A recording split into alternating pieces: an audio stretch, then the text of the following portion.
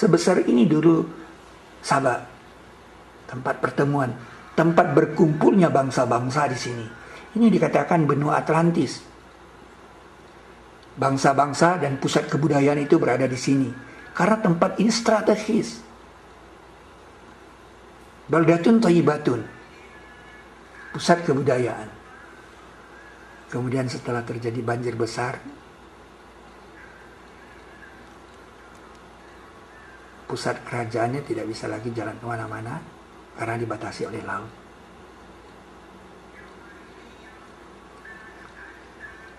Itu bukti ketiga. Bukti ketiga terjadinya dangkalan Sunda. Dan kami hancurkan mereka sehancur-hancurnya. Ini ayat Quran yang bilang hancur. Mana buktinya? Mana bukti hancur? Apa Anda katakan ini sudah hilang? Saya tidak tahu.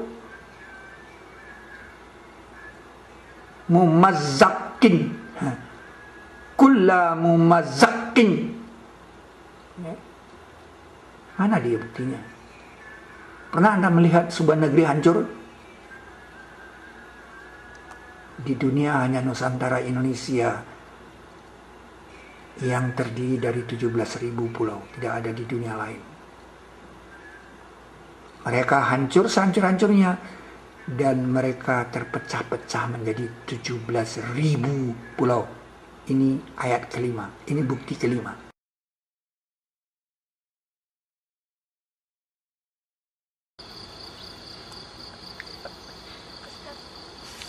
Negeri Sabah.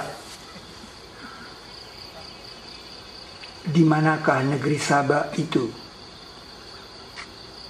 Apakah makna dari kata Sabah? Aku baru ini nggak lihat orang itu. Di belakang itu. Nah, kalau itu harusnya pas matahari. Kita pas mengatur matahari. Nah, gitu kalau kita di sana. Iya, kan itu. Kata Sabah dalam Al-Quran ada 2 kali diulang.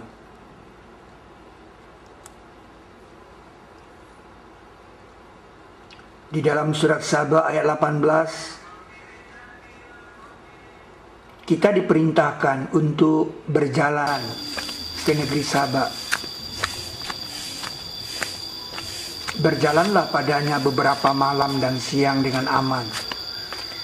Siru fiha layaliya wa ayyaman aminin.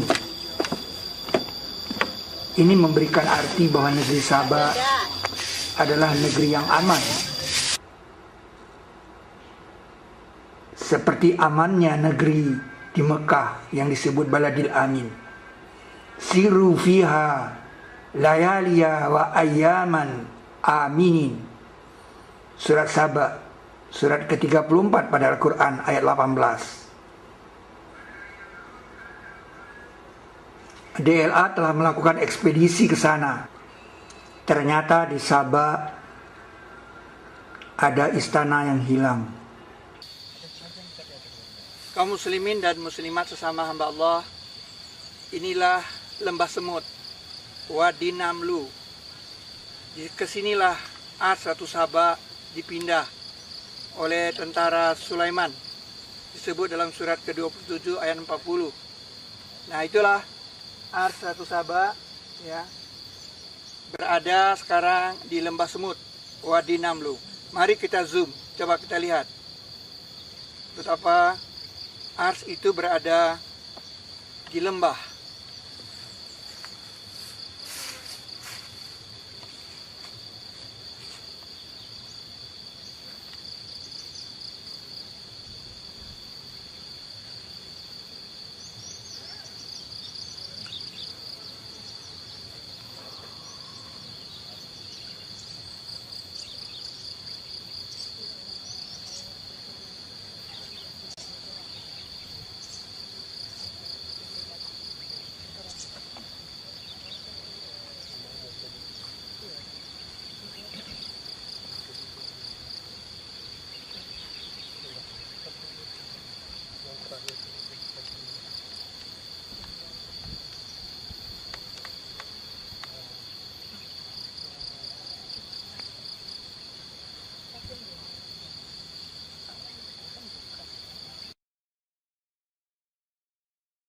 Ini adalah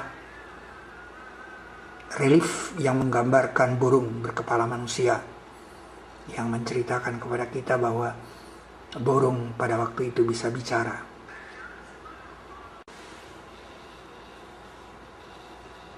Pertama sekali kata Saba itu muncul dari mulut burung hudhud. Ketika dia berhenti tidak jauh dari Nabi Sulaiman, ia berkata, "Aku meliputi apa yang belum kamu liput dia.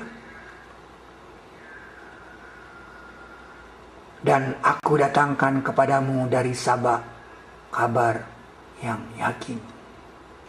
Yang perlu Anda pahami adalah apa makna Saba dalam kalimat ini. Apakah Saba berarti nama sebuah negeri seperti Bogor, Jakarta, Bandung, Surabaya, Yogyakarta? Lalu dengan cara bagaimana tiba-tiba burung hudhud mengetahui kata-kata Saba? Dari mana asal kata Saba itu dalam otaknya burung? Maksudnya, kalau burung itu terbang di atas sebuah negeri, apakah dia tahu nama negeri itu? Contohnya ini. Ini negeri, sebuah negeri. Misalkan kita yang terbang, manusia yang terbang. Apakah Anda tahu apa nama negeri ini? Kita manusia saja tidak tahu nama negeri ini, kecuali ada beberapa bangunan yang kita tandai di sana. Jadi apa? Hal apa yang menyebabkan burung hudhud mengatakan Saba? Itu berkaitan dengan ayat selanjutnya. Saba itu adalah mereka. Mereka dikuasai oleh seorang perempuan. Mereka bersujud. Jadi yang dikatakan Saba adalah orang berkumpul. Seperti itu. Jadi burung hudhud melihat orang berkumpul. Aku dari tempat orang berkumpul. Aku tak dari tempat orang bertemu. Tempat pertemuan. Dan kita telah menemukannya tempat pertemuan itu. Ini bukan tempat latihan karate.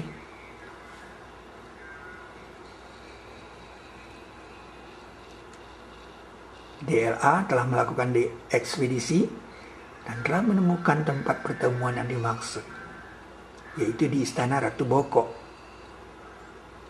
36 km dari Borobudur. Yang kedua yang perlu Anda pahami adalah Saba itu mempunyai hutan. Dan sungguh adalah untuk Saba, pada tempat mereka ada tanda, ada ayat. Jadi Saba itu bisa dicari karena ada ayat. Apa itu? 2 hutan.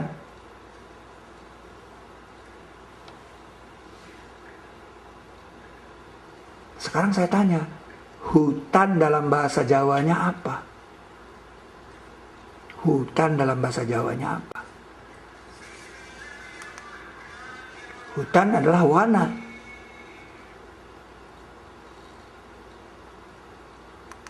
Jadi kalau kita buka kamus Jawa Kawi, itu Saba pertemuan. Jadi nama Saba itu ada di Pulau Jawa. Wana Saba. Hutan Saba.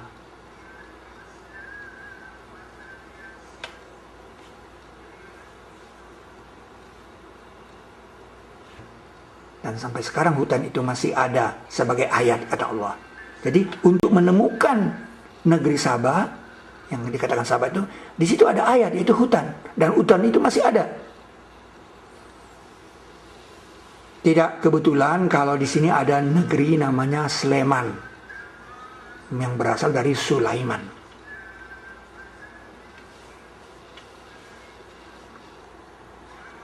Negeri yang baik kata Allah dan Rabb pengampun. Baldatun thayyibatun wa Rabbun ghafur. Airnya berlimpahan. Persediaan oksigennya tidak terbatas. alamnya senantiasa diremajakan kembali oleh proses-proses organis. Indonesian archipelago has over 17,000 islands, stretching 5,000 kilometers along the equator, at the crossroads between the Indian and Pacific Oceans. Dan sungguh adalah untuk Sabah, pada tempat mereka ada tanda dua hutan sebelah kanan dan kiri. Laqad kana lisabaim fi maskanihim ayah jannatani an yaminin wa shimal.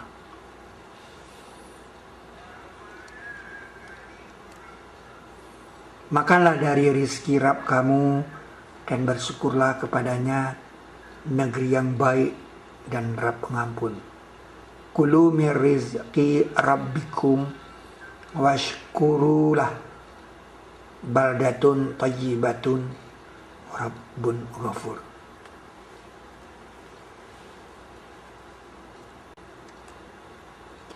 Tetapi mereka berpaling, maka kami kirim atas mereka banjir besar. Nah, penduduk di negeri Sabah, di Sabah itu berpaling.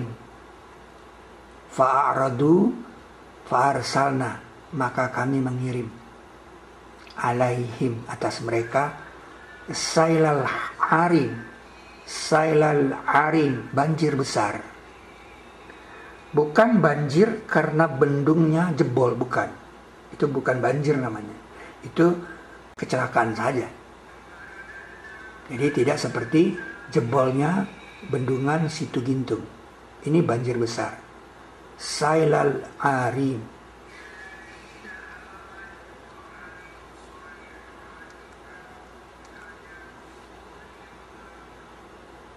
Wabadalnahum, kami mengganti bagi mereka bijannataihim, dengan dua kebun mereka, dengan dua kebun, jannatain zawata, yang mempunyai rasa buah yang pahit, ukulin, rasa khamtin. Jadi kata-kata khamtin, pahit. Zawata ukulin khamtin pahit. Apa buktinya? Kalau nama Wanasaba itu sudah ada, kemudian hutannya ada, adakah bukti bahwa di negeri Sabah itu ada buah pahit? Tidak bisa hilang. Kalau memang dia negeri Sabah, buah pahit itu pasti tetap ada. Kenapa? Karena Al-Quran itu dipelihara. Faktanya dipelihara. Inna nahnu nazalna zikra wa inna lahu lahafizun. Dipelihara. Kalau Anda bilang hilang, karena Anda tidak mempelajari Al-Quran. Ini dia buah pahit itu. Sudah sejak lama terkenal dengan nama buah maja.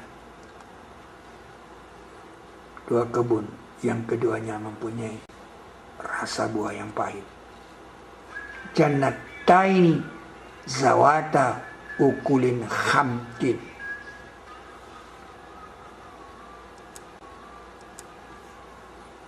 Maka kami menjadikan mereka buah mulut.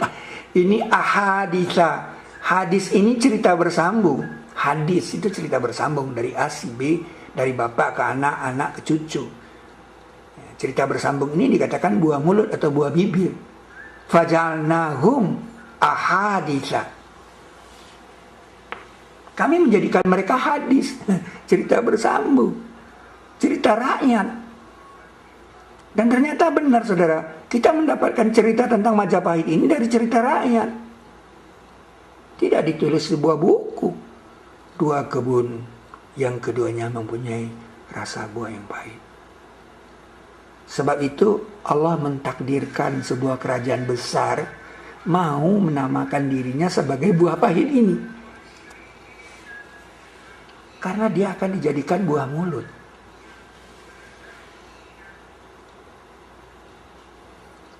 Buah pahit yang seperti ini tidak ada di mana-mana kecuali di daerah Pulau Jawa. Ini salah satu bukti lagi.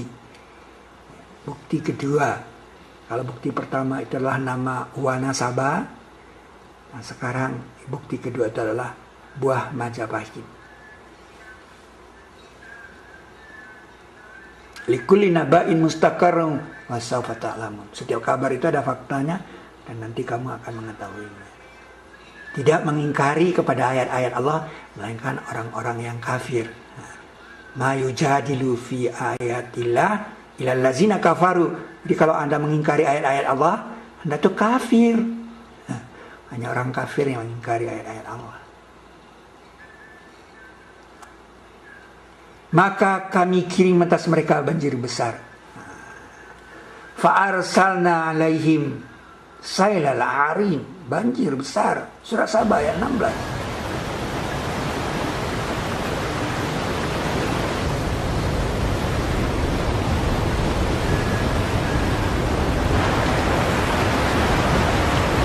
Bukan banjir karena bendungan jebol.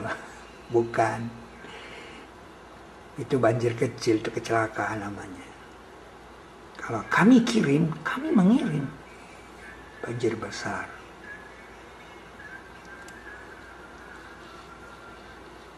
Lalu setelah itu apa? Dan kami bataskan perjalanan mereka. Ini perjalanan darat, sayro. Ya. Waqadarna. Kami kukurkan, kami kadarkan, kami batasi. Waqadarna fiha padanya. Tadinya dia bisa naik unta, jalan, sekarang udah nggak bisa. Mengapa? Karena banjir tadi. Sebesar ini dulu Sabah, tempat pertemuan, tempat berkumpulnya bangsa-bangsa di sini. Ini dikatakan benua Atlantis. Bangsa-bangsa dan pusat kebudayaan itu berada di sini. Karena tempat ini strategis. Baldatun thayyibatun, pusat kebudayaan. Kemudian setelah terjadi banjir besar, pusat kerajaannya tidak bisa lagi jalan kemana-mana karena dibatasi oleh laut.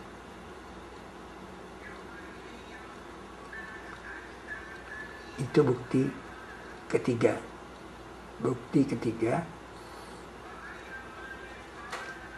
terjadinya dangkalan Sunda. Dan kami hancurkan mereka sehancur-hancurnya. Ini ayat Quran yang bilang hancur. Mana buktinya? Mana bukti hancur? Apa Anda katakan ini sudah hilang? Saya tidak tahu. Mumazzakin. Kulla mumazzakin. Mana dia buktinya? Pernah Anda melihat sebuah negeri hancur? Di dunia hanya Nusantara Indonesia yang terdiri dari 17.000 pulau. Tidak ada di dunia lain. Mereka hancur sehancur-hancurnya. Dan mereka terpecah-pecah menjadi 17.000 pulau. Ini ayat kelima. Ini bukti kelima. Fakta kelima. Yang tidak bisa dibantah oleh orang-orang lagi.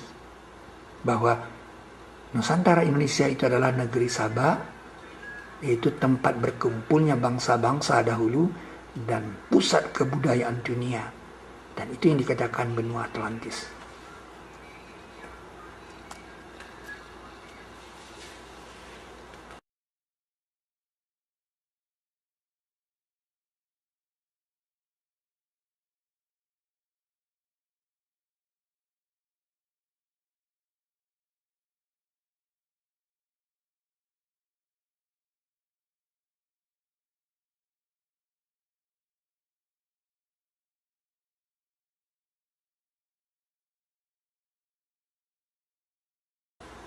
Fakta keenamnya adalah angin muson.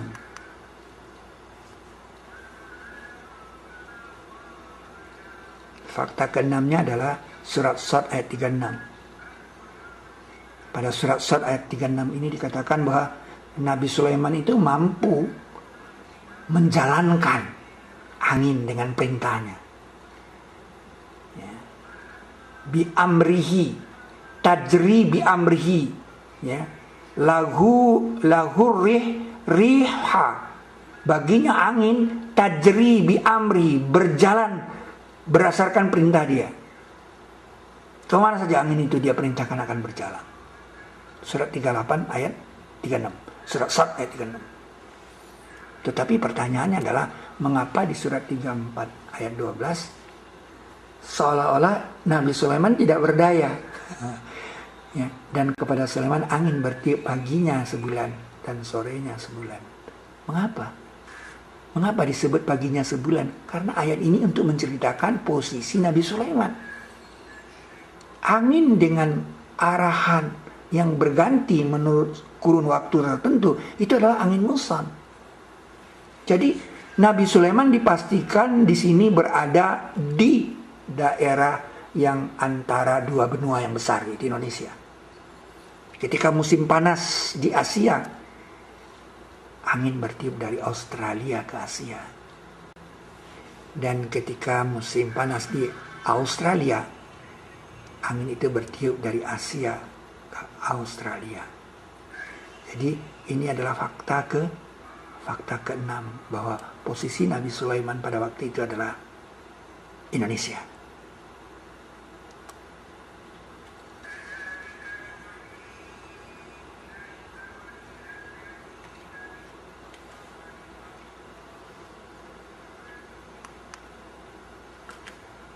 Ingatlah, Al-Quran itu bukti tiap sesuatu.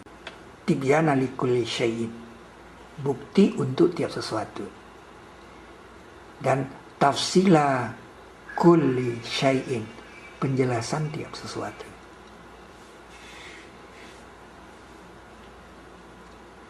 Itulah Sabah, artinya pertemuan. Dan kita telah menemukan negeri Sabah, yaitu di Istana Ratu Boko, istananya.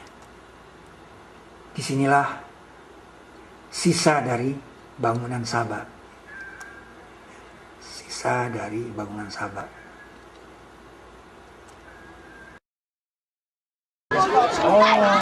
Sekarang masih karena dia yang memerintahkan itu. Dan ini ada tongkatnya kecil dia pegang ini. Nah, ini model ini tadinya mau taruh di sini gitu. Dan baginya ars yang azim. Kalau mengatakan satu-satunya di dalam Al-Quran pernyataan ars azim selain ars yang sesungguhnya adalah arsnya Ratu Sabah. Jadi kalau kita turun ke negeri Sabah,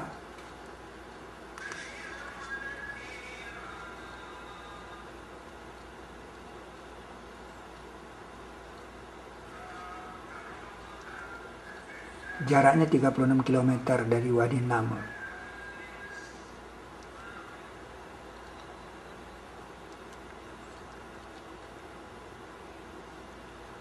Nah, Anda bisa lihat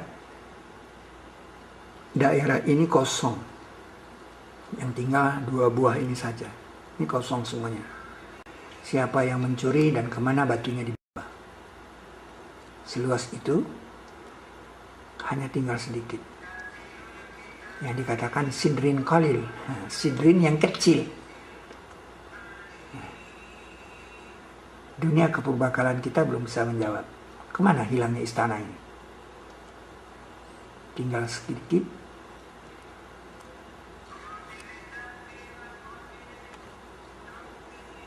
Walaha arasyun azim. Kata Hud kepada Nabi Sulaiman, baginya ars yang azim.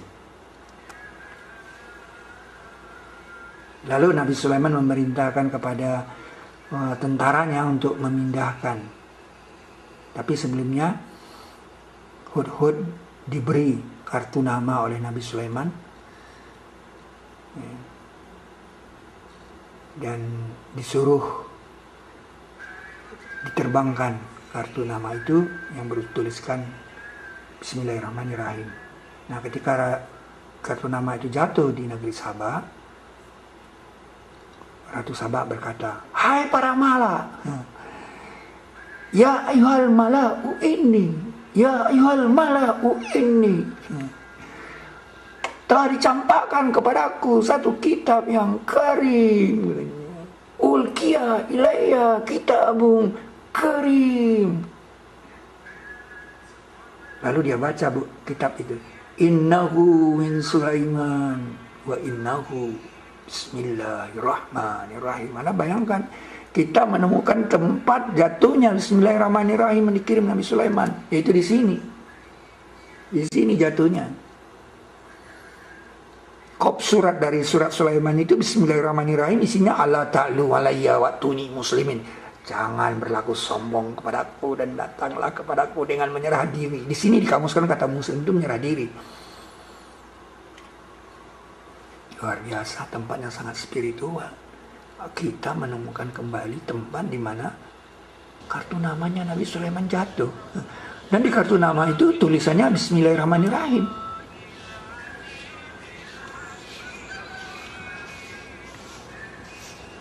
Kalau Wahidul Qahar itu yang bawa Nabi Yusuf.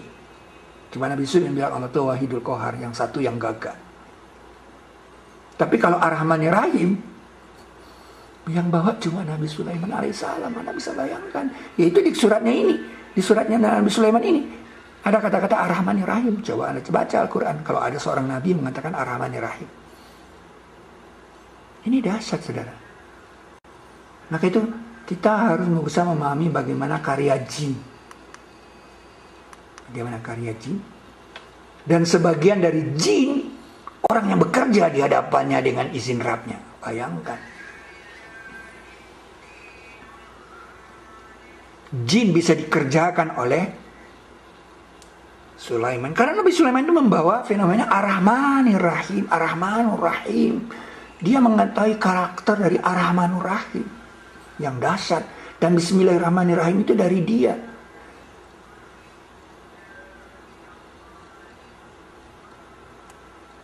Mereka kerjakan untuknya apa yang dia kendaki dari gedung-gedung, gedung-gedung yang tinggi, gedung-gedung yang tinggi.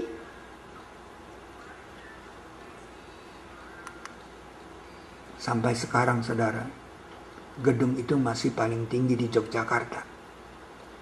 Sampai sekarang gedung itu masih paling tinggi. Sampai sekarang, saudara, gedung itu masih paling tinggi di Yogyakarta. Sampai sekarang gedung itu masih paling tinggi. Apalagi dulu, ini bukan main.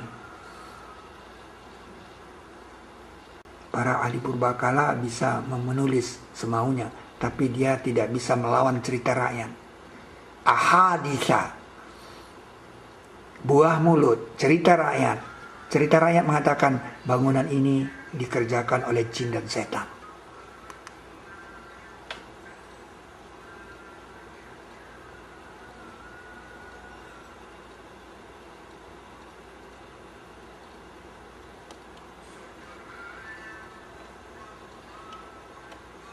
Mereka kerjakan untuknya apa yang ia kehendaki dari gedung-gedung yang tinggi dan patung-patung dan piring-piring.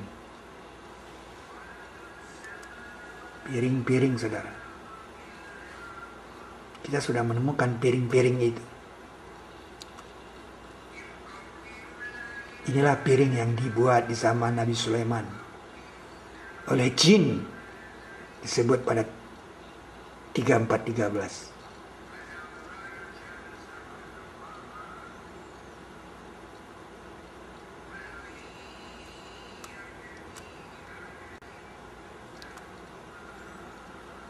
Itu ekspedisi DLA ke R1 Sabah.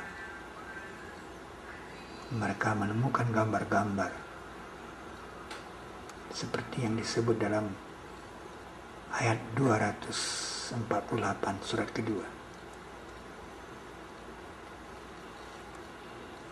Tentang Nabi Daud mendapat tabut.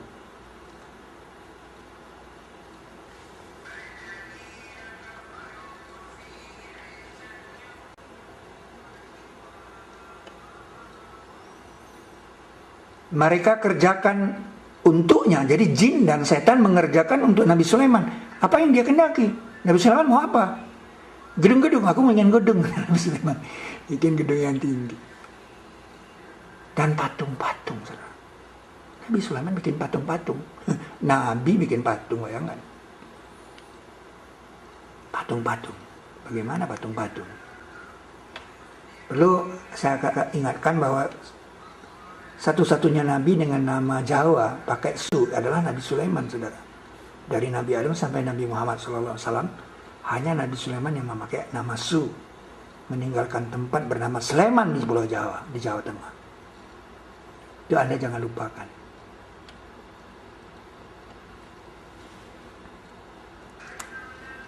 Nah ini Borobudur. Ini Borobudur yang sudah pernah saya terangkan di Borobudur 1. Nah di situ ada bilangan, saudara. Jadi kalau kita berjalan dari sini 16, kita berhenti di 19. Nah ternyata 19 ini adalah terbuka terawangnya. 1, 8, 16, 17, 18, 19. Nah kalau saya mulai dari luar sini 1, nah ke sana, ternyata 17 itu di sini. Nah 19 di sini juga terbuka terawangnya. Terus saya masuk ke sini 32, masuk ke 33. Nah ternyata 45 sini. Bagaimana, dengan cara bagaimana pada kalender ini bisa segaris lurus 8, 45 dan 17. Apa ini bukan sebuah kalender meramal bahwa Sulaiman, kerajaan Sulaiman itu akan dilanjutkan dengan Su dan Su dan Su. Luar biasa. Jadi ada kalender di sini. Dan di nomor 6 ini adalah kosong, lihat. Ingatlah, tidak membantah kepada ayat-ayat Allah melainkan orang yang kafir. Nabi Sulaiman wafat di sini. Anda lihat di tongkatnya Nabi Sulaiman itu pendek. Nah, pendek sekali. Ini tongkat komando yang pernah dipakai oleh Soekarno. Tongkat komando, tongkat yang pendek. Nah dengan tongkat ini dia bertekan, dia duduk bersila bertekan di dalam relung nomor 6 itu.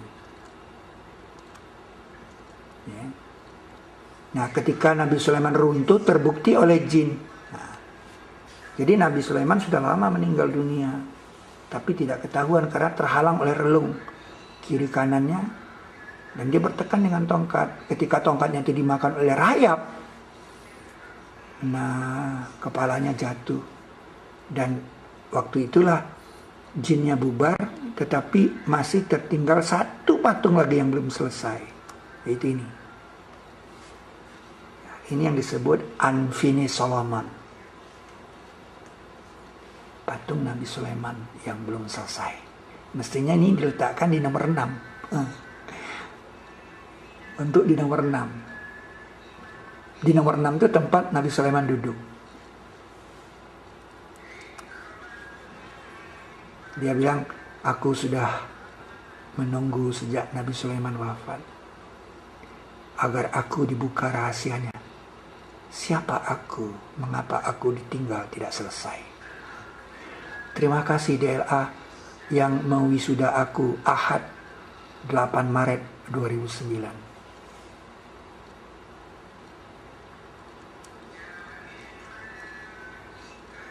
Jadi ini betul-betul kosong. Inilah makam Nabi Sulaiman. Ingatlah, ma yujadilu fi ayatillahi illal ladzina kafaru. Oleh sebab itu surat Ar-Rahman ini di ayat 72 sengaja diletakkan karena banyaknya stupa itu 72 bidadari yang tersimpan dalam Mahlika Khiyam. Nah, secara matematis Khiyam itu sudah kita temukan. Ini bisa Anda lihat nanti di sudut air, ya, model sudut air di permata Al-Quran. Gak ada. Surga Adenin, masuk padanya pakaian mereka adalah sutra. Jadi orang di surga itu pakainya sutra.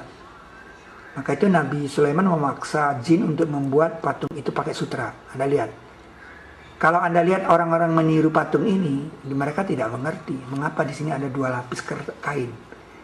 Dengan kekuatan apa Nabi Sulaiman menyuruh malaikat bikin ini bikin lagi satu lembar lagi. Ini halus. Ini menunjukkan sutra, saudara. Nah, kemudian di bawah pantatnya ini ada lipatan-lipatan sutra. Untuk Nabi Sulaiman memaksa ini harus dibuktikan bahwa ini sutra. Dilipat seperti ini. Artinya, yang membuat patung ini bukan sekadar bikin patung. Ada pesan yang dia mau buat. Dia sengaja membuat itu untuk mengatakan, ini pakaiannya sutra loh, supaya kamu bisa menemukannya. Apa ini? Ini adalah model dari bidadara di sorga yang dalam khiyam itu yang pakaiannya sutra. Nah, letaknya di pantat, saudara. Siapa pula pematung yang perlu peduli membuat kain sutra, kemudian lipatannya cuma di pantat? Siapa yang mau lihat? Itu bukti ke-7, bukti ke-8.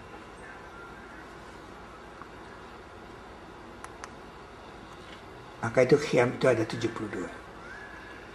Itulah alasan mengapa Nabi Sulaiman bikin patung. Pada pasalnya patung itu adalah model bidadara di dalam khiyam, ini khiyam. Dan yang jadi model itu adalah, contohnya lah Nabi Sulaiman itu sendiri. Tapi karena Nabi Sulaiman wafat, maka yang satu itu ditinggal oleh jin. Karena dia dalam keadaan terpaksa mengerjakan itu.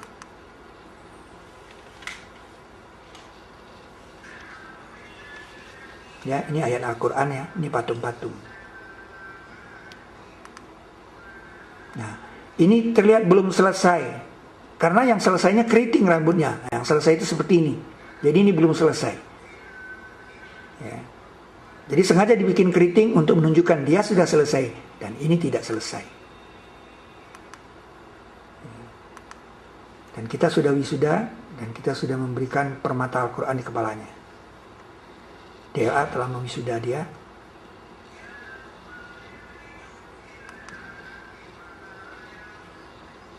Jadi bagaimana kita memahami ayat ini? Untuk apa Nabi Sulaiman membuat patung? Padahal Nabi Ibrahim menghancurkan patung-patung. Nabi Ibrahim menghancurkan berhala, bukan patung. Berhala yang disembah.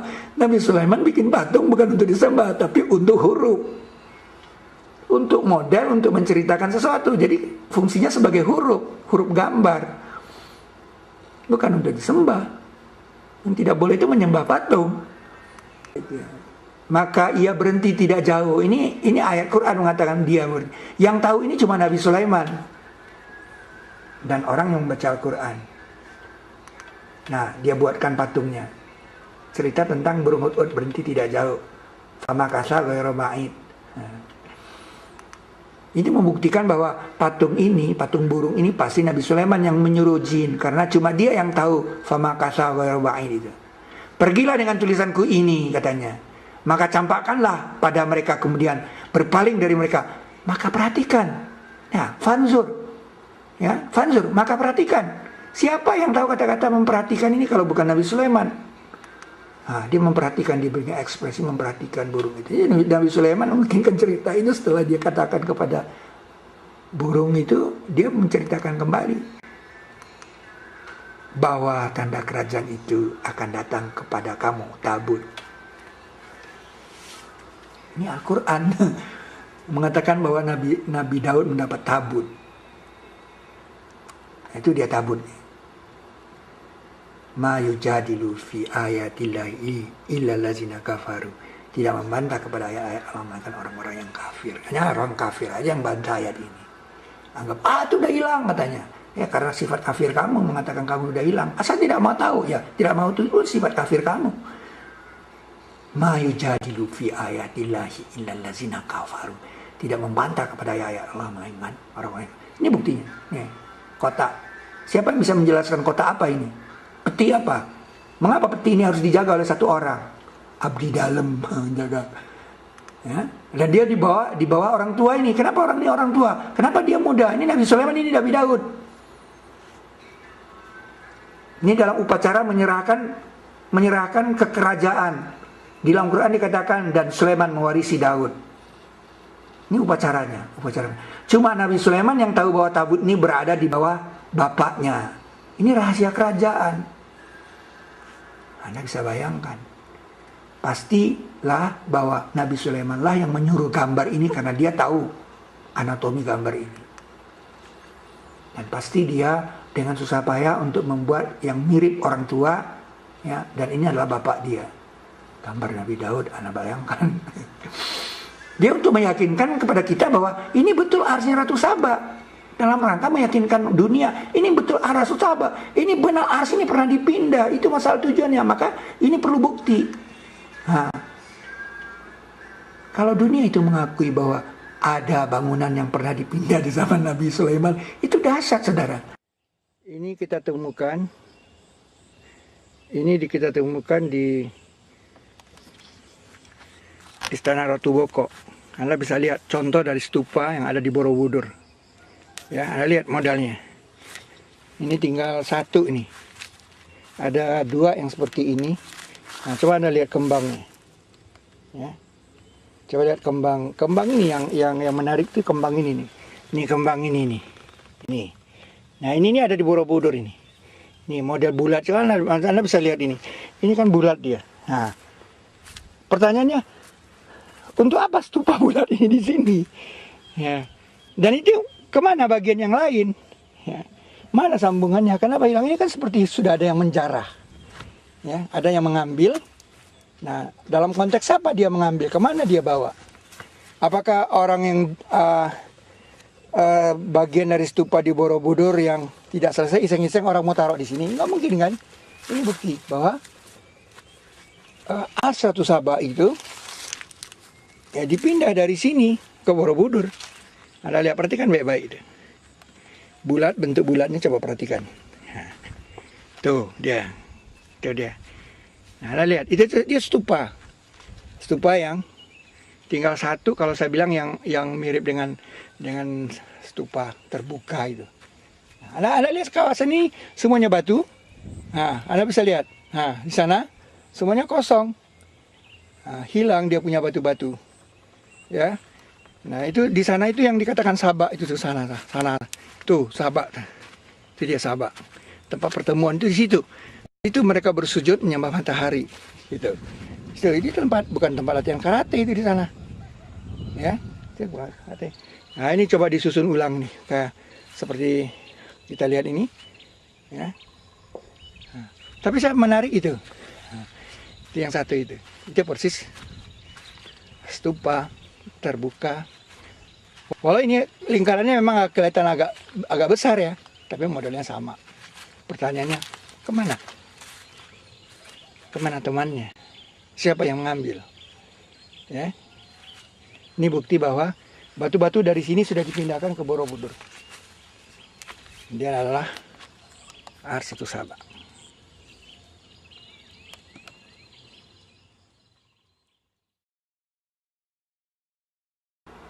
Nah ini berkata yang di sisinya ada ilmu dari kitab. Aku bisa datangkan dia kepadamu sebelum kembali kepadamu pemandanganmu. Jadi sebelum pemandangannya Nabi Sulaiman kembali kepada Nabi Sulaiman, ars itu insya Allah telah datang di sisi Nabi Sulaiman. Ini kecepatan cahaya, saudara.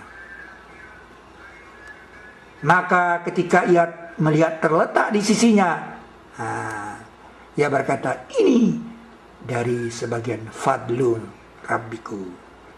Ini luar biasa, saudara. Kejadian ini tidak mungkin hilang faktanya. Ada faktanya. Itu dia. Ketika dilihat tiba-tiba di sana, nun jauh di sana. Nah ini sudah bisa dibilang sisi di sisi. Jadi kira-kira Nabi Sulaiman itu berada di Bukit Setumbu. Dia berdiri di sana. Nah ini lembah semut. Tiba-tiba muncul di situ ars Ratu Saba. Untuk mengujiku apakah aku bersyukur atau kufur, kata Nabi Sulaiman. Dan siapa bersyukur maka ia bersyukur untuk dirinya, dan siapa kufur maka sungguhnya Rabbiku Ghaniyun Karim. Kemudian ars Ratu Saba itu diubah, dimodifikasi. Nah itu bisa diterangkan dengan pilar Al-Quran. Ya, di pilar Al-Quran ini Anda bisa lihat bagaimana ada bangunan-bangunannya. Ya, ini seperti ini pilar Al-Quran. Anda harus bisa memahami pilar Al-Quran, di mana ayat Al-Quran ditulis dalam bentuk bilangan-bilangan, balok-balok. Ya, ada transformasi 19. Nah itu terjadi ya, bentuk kecil dan bentuk besar. Ya, bentuk kecil itu yang dikatakan kolil, besar itu yang dikatakan azim. Nah itu eksak tidak ada dalam Al-Quran. Nah itu yang menjadi sidrin kolil dan menjadi arsun azim. Nah di sidrin kolil inilah diletakkan kata sidrah. Sidratil muntaha itu letaknya di sini. Ya. Nah itu dia bergambarnya di tiga bangunan itu. Kita sudah temukan. Ma yujadilu fi ayatillahi illal ladzina kafaru. Tidak membantah kepada ayat-ayat Allah, melainkan orang-orang yang kafir. Jadi sifat kafir Anda saja yang membuat Anda membantah. Ya. Nah, itu dia di sana. Ada kata sidrah di situ. Ya, sidrah. Ya. Dan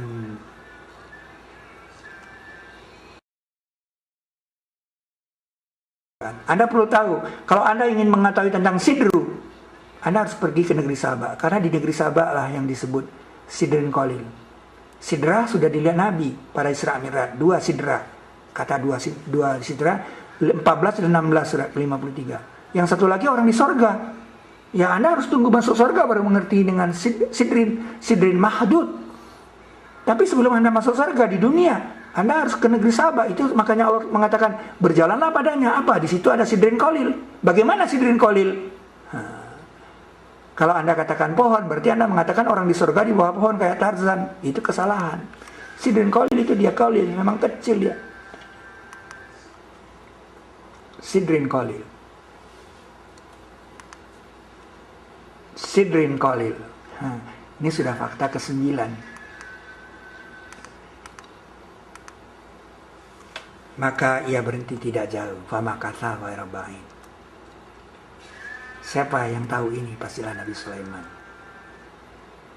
Ya, perhatikan katanya. Fanzur. Maza. Yarji'un. Apa yang mereka kembalikan.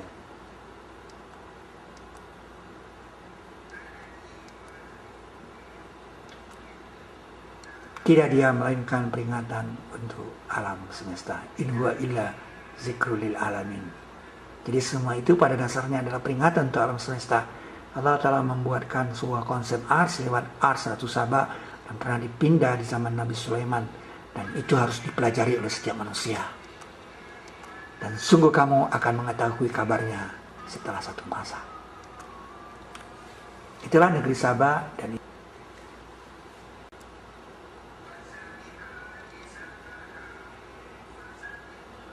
negeri Sabah adalah Indonesia, dan itu yang dikatakan benua Atlantis sebelum terjadinya dangkalan Sunda. Bismillahirrahmanirrahim. Bismillahirrahmanirrahim. Bismillahirrahmanirrahim. Bismillahirrahmanirrahim. Bismillahirrahmanirrahim. Bismillahirrahmanirrahim.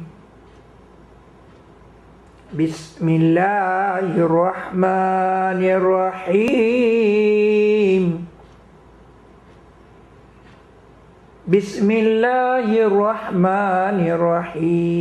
Bismillahirrahmanirrahim. Bismillahirrahmanirrahim. Bismillahirrahmanirrahim. Bismillahirrahmanirrahim. Bismillahirrahmanirrahim. Bismillahirrahmanirrahim. Bismillahirrahmanirrahim. Bismillahirrahmanirrahim. Bismillahirrahmanirrahim.